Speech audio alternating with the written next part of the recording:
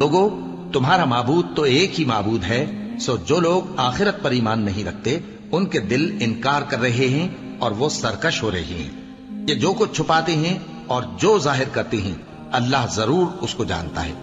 वो सरकशों को हरगिज पसंद नहीं करता। और जब इन काफिरों से कहा जाता है कि तुम्हारे परवरदिगार ने क्या उतारा है, तो कहते हैं पहले लोगों की हिकायतें। ए पैगंबर, इनको बकने दो, ये क़यामत के दिन अपने अमाल के पूरे बोझ भी उठाएंगे और जिनको ये बेतहकीक गुमराह करते हैं उनके बोझ भी उठाएंगे।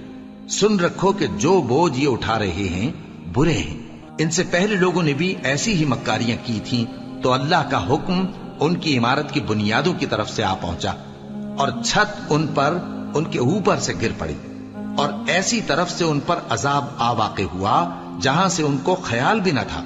फिर वो उनको क़यामत के दिन भी जलील करेगा और कहेगा कि मेरे वो शरीक कहां हैं जिनके बारे में तुम झगड़ा करते थे।